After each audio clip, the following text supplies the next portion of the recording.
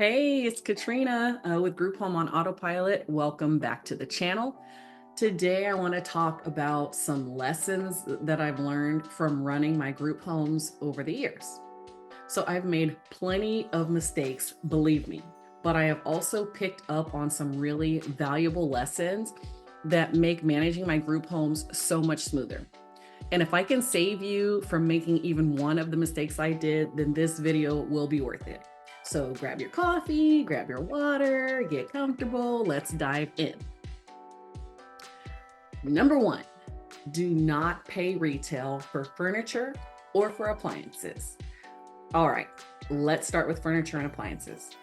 When I first started my group homes, I paid retail for everything because I love convenience. So I just ordered it, but I did not have the budget for that. So my budget took a big hit. It didn't take long for me to realize that there is a much better way to furnish a group home. Instead of retail, now I go on Facebook Marketplace, Craigslist, go to the Habitat store, go to the Goodwill, thrift stores. You can find really durable, high quality items for a fraction of the cost. Plus, secondhand furniture is more solidly built usually than the new stuff. So it's better for a group home because those residents just might tear up your stuff. So trust me, this approach will save you so much money and still create that comfortable, homey environment that you want to make for your residents. Next, use a phone script. If you're anything like me, cold calling can be really intimidating at first. When I first started out, I would get so nervous. I would fumble my words. I didn't know who I was, what I was calling about because I was just so nervous on the phone and I felt like I'm not a natural salesperson. But here's what helped me. I had a phone script. So when I had a script ready, it gave me confidence and it also helped me sound much more professional and concise because I could hit those points that I wanted to hit. And also just remember that you're offering a valuable service.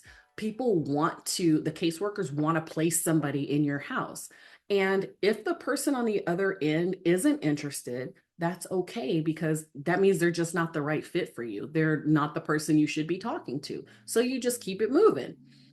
So knowing that, it takes a lot of pressure off. You know, what's the worst they can say? No, they're not interested. That's okay. You move on to the next. So just smile, stick to your script, and then move on if needed. Number three, keep a list of go-to contractors. So this one is a lifesaver if you're managing your group home remotely, which is what I do. I live in California and my group homes are in Texas.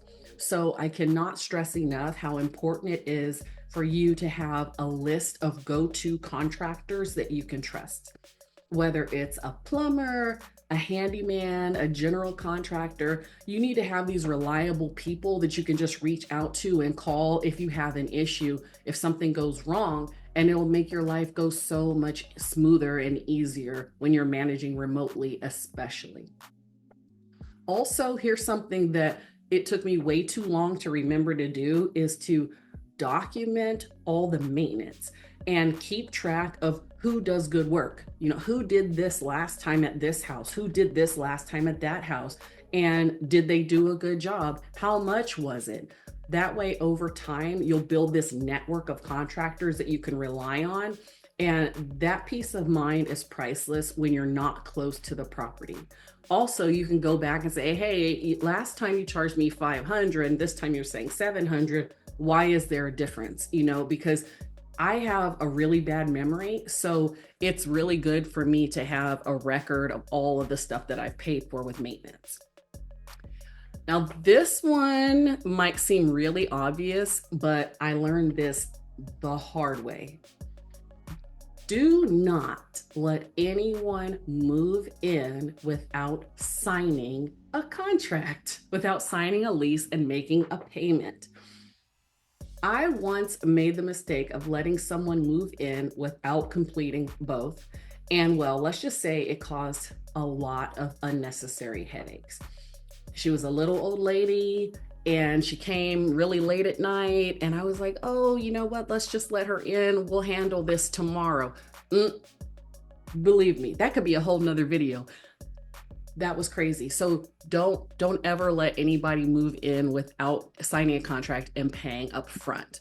The lease and the payment up front establishes the clear agreement and the commitment from your resident. So protect yourself, protect your property, always get the paperwork done before they step foot in the door, before they spend the night at your house, get that paperwork done.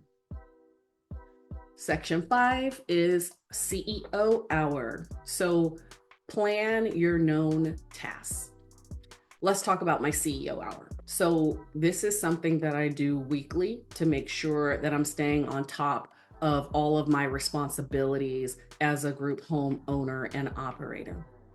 Basically, I set aside an hour each week so that I can handle all of my known tasks. For example, replacing air filters. We already know that air filters need to be replaced. So that's not a surprise.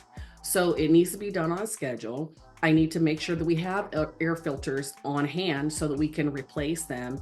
Instead of letting these kind of things sneak up on me, I plan for it. I order the air filters in bulk, or I set up a recurring order on Amazon. That way you're not scrambling at the last minute and you can focus on the bigger issues that pop up. When you focus on little things like that every day, that is taking away from taking care of the things that actually pop up, because replacing air filters is not a surprise. Cleaning out the washer and the dryer is not a surprise. None of these things are a surprise. So go ahead and plan them out. So that way, when something actually does happen that is a surprise, you can use all your brain cells for that surprise, an actual surprise. Anything else should be planned. I'm a huge planner. Planning is my love language. I'm big on planning. Okay, next, add frequently asked questions to your website. So if you're tired of answering the same questions over and over, add the FAQ section to your website. It'll be a huge help. I realized this one pretty early on, especially when people ask me the same questions over and over again about eligibility to move in, pricing, what services we provide, how does this all work, what exactly is co-living. And I just documented all of those frequently asked questions and I put them on my website. So if somebody texts me and asks me a question, I can send them a link to the FAQs. If somebody is talking to me on the phone, I can tell them, hey, all of our FAQs are on our website. So adding the frequently asked questions saves time and lets people find answers on their own. It's a simple addition and it can make a huge difference in running your group home more efficiently. So those are just a few of the lessons that I've learned from running my group homes.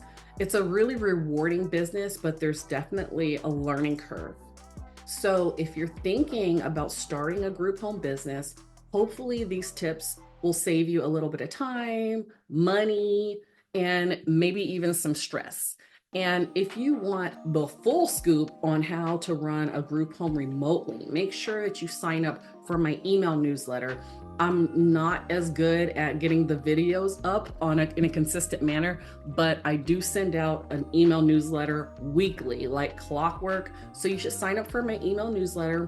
It's at grouphomeonautopilot.com. I share a ton of tips, insights, just thoughts and things that can help you to run your group home remotely, or if you're there on site. So thanks so much for watching, and do not forget to like, subscribe, hit the bell if you found this helpful, and I will see you next time. Bye-bye.